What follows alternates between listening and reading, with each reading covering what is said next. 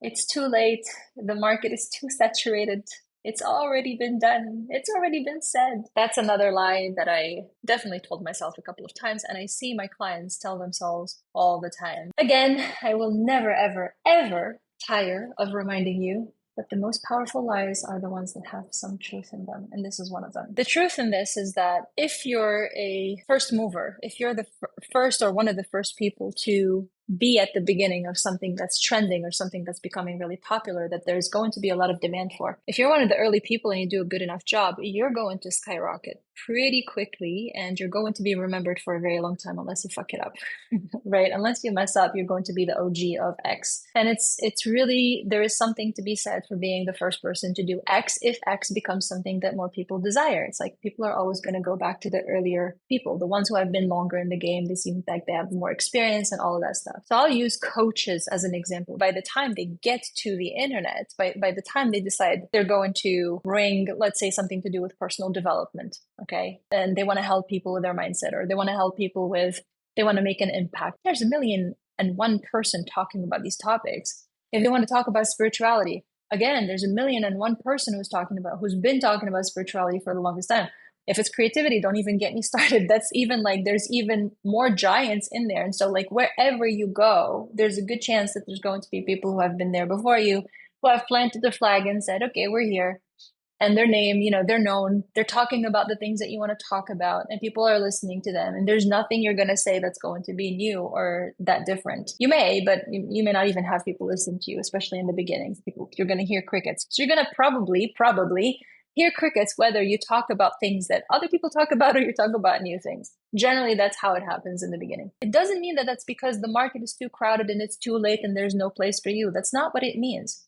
Yes, it was easier for, like, let's say, again, going back to the example of the coach, it was easier for that person 2013 if they wanted to become a coach and I don't know, like personal development coach or spiritual business coach or whatever. Like nowadays there are tons of people are doing those kinds of things. But if you were like on Facebook when Facebook Live started to become a thing and Facebook was pushing that, and you were basically the right person at the right time and you stuck it out and you had good communication and you knew how to like promote yourself and show up and do the work basically, and you did it, your job was going to be a lot easier than a person who's showing up like, let's say, 10 years later and trying to do the same thing. But that doesn't mean that the market is too saturated. It means that this person is also still going to have to go through a learning curve whether or not they are a first mover.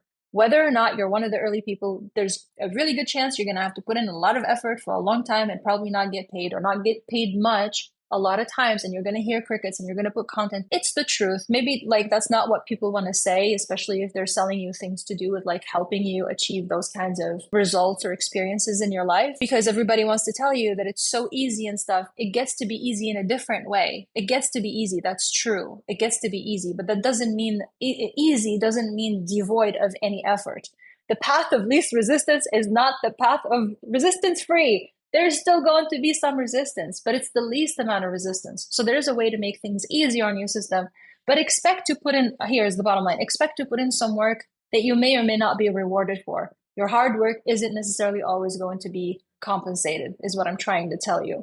So it's going to involve an element of doing stuff without knowing if it's going to pay off or not, not seeing the results in many ways, feeling discouraged, feeling afraid. I have never met, no matter how joyful the entire experience is, I've never met a person who built a business, a successful business, that didn't experience some sort of roller coaster of emotions, some sort of growth, unless they cut some corners. Honestly, like if you really build something and you actually, because in the process of creating value, which is what we're all supposed to get paid for. In the process of creating value in the world and sharing something, in the process of doing that, we become a different person. We become a better, for lack of better words, better, higher version of ourselves in the process of doing that. So there is room, and there will always be room for you in the market, no matter how quote unquote late you come. And if there is no room, it's because that's not a market. That's an opportunity. If something is so saturated that there is no way to make money off of it, then you don't actually, that's not a market. That's just a temporary opportunity. That's a loophole in the system. And somebody was the right person at the right time and they cashed in on it. But if you want to build a real business that's actually going to last, not some trend that's going to fizzle out in 3 months, but an actual business, the market is never too saturated. There's always going to be more people with more desires, with more problems to solve, more desires to experience, more life. It's the most natural thing for us as human beings. We are infinite beings. We will keep evolving unless we kill ourselves. We will keep evolving. We will not stop evolving. We will not stop desiring more or wanting more experiences or creating more. It's not going to stop. So rest easy. There is a place for you in the market. All that's happening is that now people have more options, and so we have to do better. The bar is higher. If you ask me, I think that's fucking awesome. I love that about the market.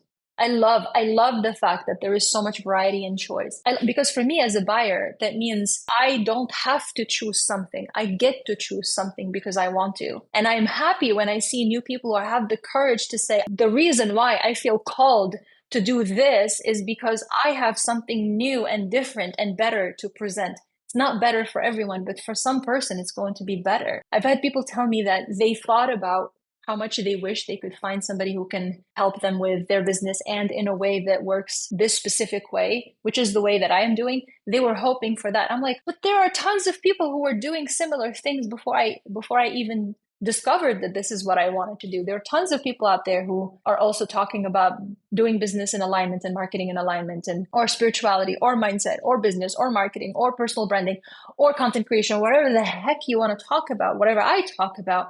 There are tons of people who are talking about these topics. It doesn't freaking matter. There's only one perspective that is my perspective. And your perspective is part of the collective perspective. And when you have the feeling that you want to share that and you hold back, actually the rest of us don't get to experience what it's like to see the universe through your eyes. And that means there is part of that collective perspective that is missing. You are basically missing from the grander piece of the puzzle. So I'm going to tell you to get over yourself and do it. Stop thinking that like I can't because it's not going to be an easy, like, yeah, come on in here. We're going to put this carpet and we're going to put flowers and we're going to light incense and put mango and honey and whatever. And if it doesn't work that way, then there is no room for me.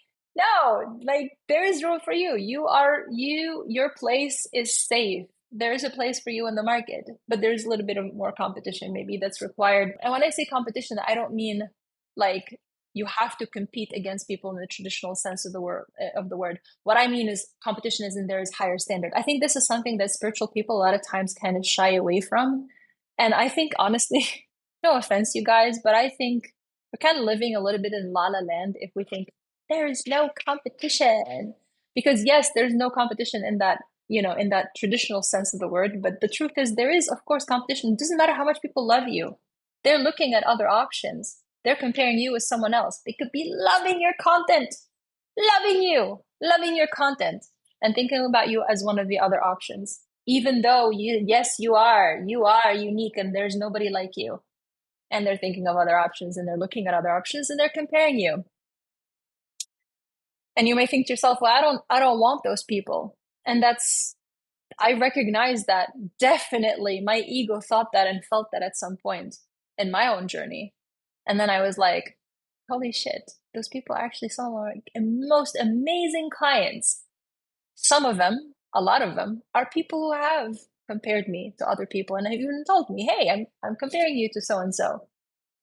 And actually, they didn't mention who exactly, but they're saying, I'm comparing you to another person. I don't think I've actually ever asked to who. I think my ego is too big to ask who, but this hasn't happened in a long time. But maybe next time it happens, maybe I'll ask. But anyway, point is, they'll compare you. And it doesn't mean that they don't value you or that you're not being unique enough or interesting enough or cool enough or whatever. I think the idea that the market is too saturated actually is rooted in that part of you. If you're not going to like what I'm going to say, but I'm going to say it because I have a feeling this is true. If it's true for me, it has been true for me at some point. It's got to be true for at least another person. There may be a part of you that just hates the idea so much, the idea of I'm not special, I'm not unique, I don't have it, and I don't know, there's no place for me. That feeling, right, of self-rejecting before you get rejected. And so you go, well, the market is too saturated. There's no space for me right now. It's too late. So much easier, so much more convenient.